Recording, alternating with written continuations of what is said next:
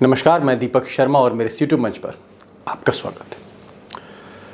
दोस्तों, हिंदी में कहावत आपने सुनी होगी कि डायन भी 7 घर छोड़ देती है।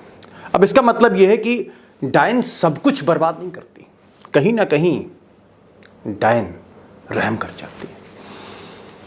लेकिन आज के इस दौर में एक ऐसा बादशाह है जो आसानी से रहम नहीं करता, और खासकर जब बात राजनीतिक विरोधियों की होती है तो बिल्कुल भी रहम नहीं करता।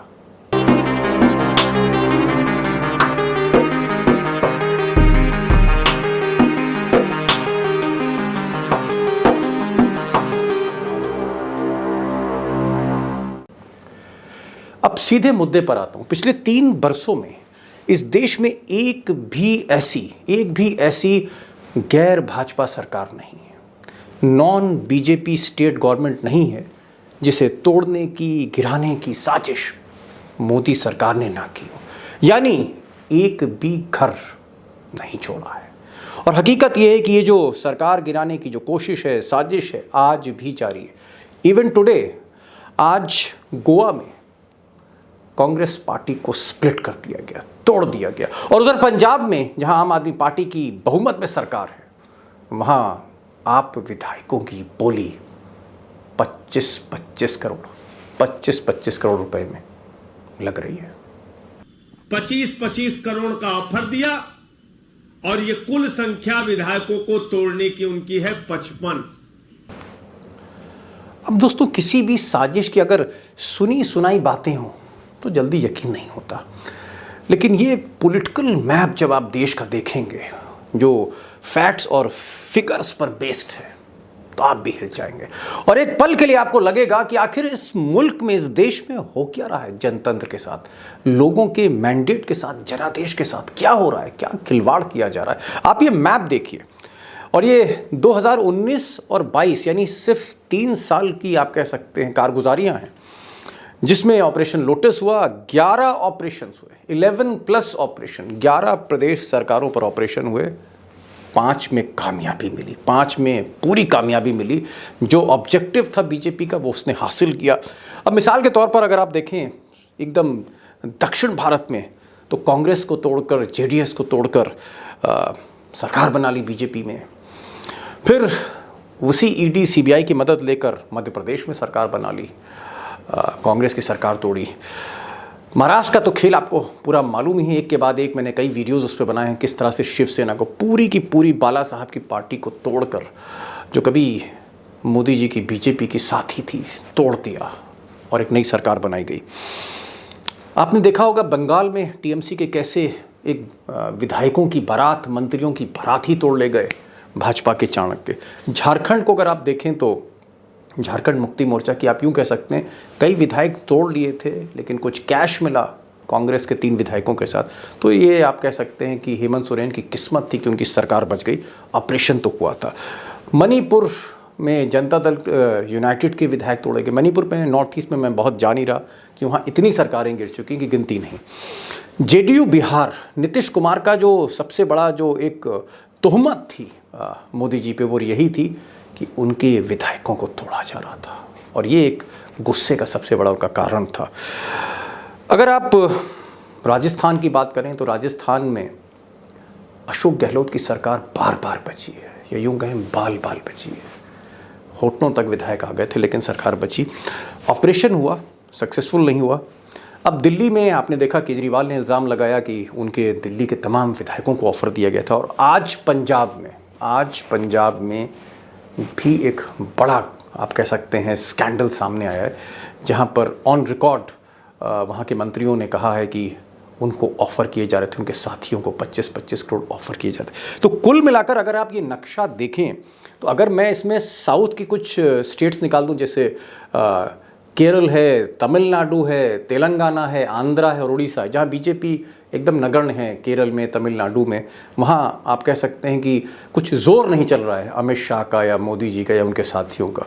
तो ये जो 4-5 राज्य निकाल दीजिए, तो ऐसी कोई सरकार नहीं जिसको या तो तोड़ा ना गया हो, या गिराया ना गया हो, या हिलाया ना गया हो, बिछाया ना गया हो, जिसके विधायकों को ऑफर ना दिया गया हो। कोशिश, साजिश और सबसे बड़े ताज्जुब की बात है, ये जितनी भी कारगुजारी है, ये जो ऑपरेशन है, तमाम विरोधों के बावजूद आज भी जारी है। और अगर आप इसका स्ट्राइक रेट देखें, बीजेपी का जो स्ट्राइक रेट है कि वो कितनी उसको सफलता मिलती है, तो तकरीबन 45% है, 45% से ज़्यादा है। यानी एक दो में से एक बार 50% सरकार गिरा ही देते हैं, सरकार तोड़ ही देते हैं।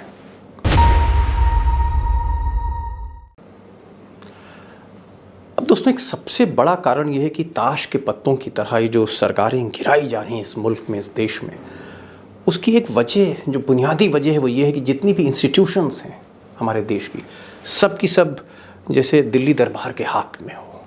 मिसाल के तौर पर जो मीडिया है, गोदी मीडिया बिल्कुल भी हाईलाइट नहीं करती कि पर्दे के पीछे क्या साजिश हो रही है, किस तरह से विधायकों को तोड़ा जा रहा है, खरीदा जा रहा है। ये खबरें नहीं आती हैं। सिर्फ ये आता है कि सरकार बदल गई। और अगर आप अदालतों को देखें तो बड़ी से बड़ी अदालत सुप्रीम कोर्ट तक वो जल्दी संज्ञान नहीं लेते। जैसे महाराष्ट्र का जो मामला है डिस्क्वालिफिकेशन का शिवसेना के विधायकों का, सुप्रीम कोर्ट में वो मामला टलता चला जा रहा है। महीने, 1.5 महीने, 2 महीने हो गए। सुप्रीम कोर्ट अगर तुरंत इस पर एक्शन लेता तो हो सकता है कि शिंदे जी वापस जो है वो शिवसेना में लौटते या फिर वो कहीं हाशिए पर जाते और सरकार लौट सकती थी महाविकास अघाड़ी की। लेकिन सुप्रीम कोर्ट खामोश रही। और अगर ईडी और सीबीआई देखें कि किस तरह से इन सरकारों को तोड़ने में करोड़ों अरबों रुपए खर्च होते, इस पर कोई संज्ञान लेने वाला नहीं। और ये जो सिलसिला है बदस्तूर जारी है। जैसे मिसाल के तौर पर अब आज की ही आप बात ले लीजिए, इधर भारत जोड़ो यात्रा चल रही थी, राहुल गांधी चल रहे थे, भीड़ बढ़ रही थी, और उधर आप कह सकते हैं कि बगल में गोवा में एक तरफ भारत जोड़ो यात्रा है केरल में, और गोवा में कांग्रेस तोड़ो यात्रा है। पूरी की पूरी कांग्रेस ही स्प्लिट कर दी। 11 में से 8 विधायक तोड़ लिए, जिसमें कांग्रेस के एक पूर्व मुख्यमंत्री भी थे।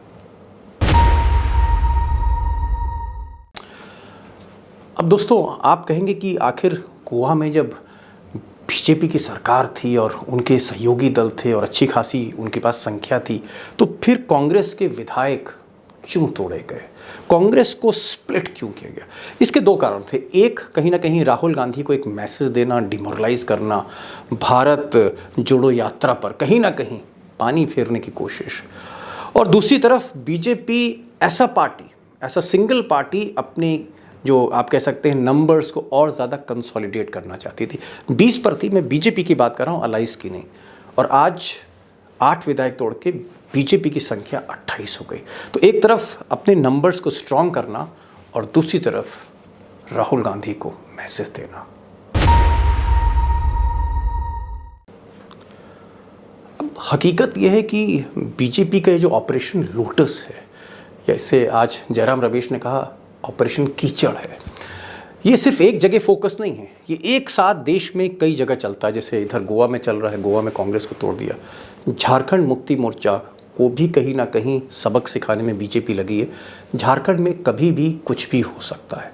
और पंजाब में एक बहुत मजबूत सरकार आम आदमी पार्टी की, आप कह सकते हैं कि 117 के हाउस में उनके पास 92 MLAs हैं, प्रचंड बहुमत है।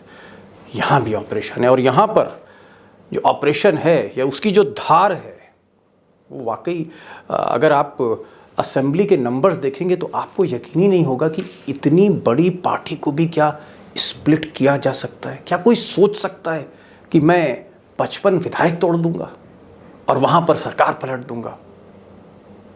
सुनिए, आप ही यकीन करिए आपके मंत्री क्या कह रहे हैं, मैं नहीं बोलूँगा इस पर।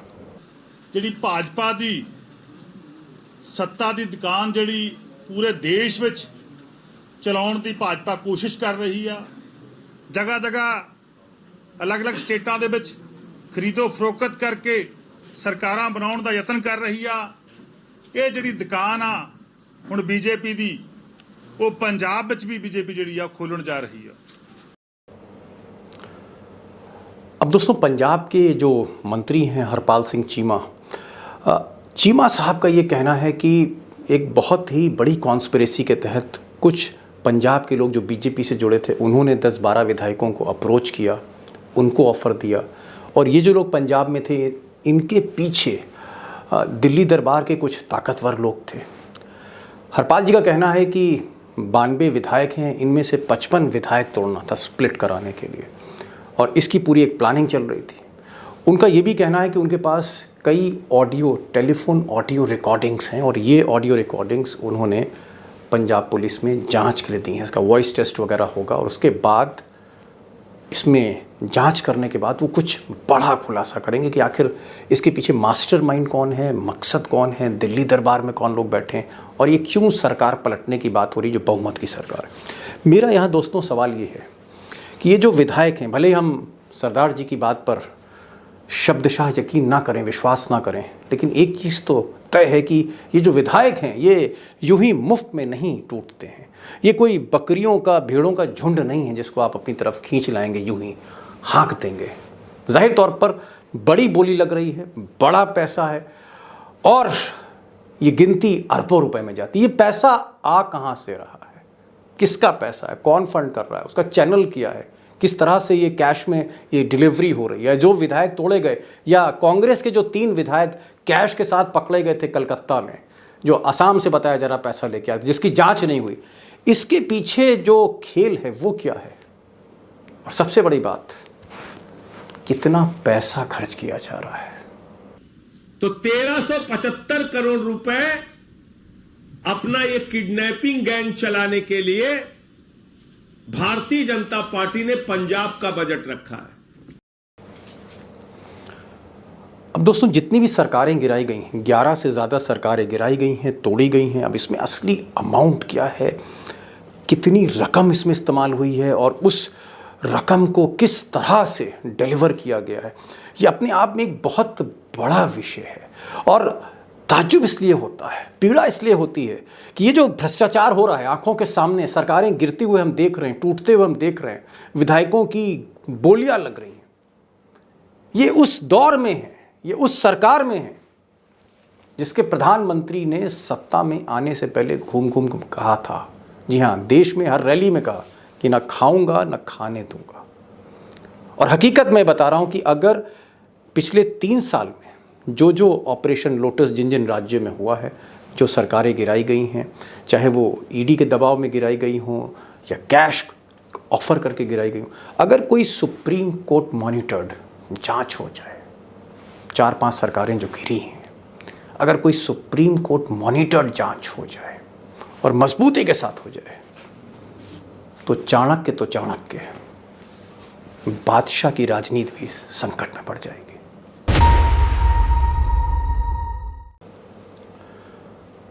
अब दोस्तों सुप्रीम कोर्ट मॉनिटर्ड कोई जांच हो या कोई सीबीआई की जांच इस मामले में हो, मुझे लगता है कि बादशाह जब तक गद्दी पे बैठा है इस तरह की बातें करना फिजूल है, इसका कोई मतलब नहीं है।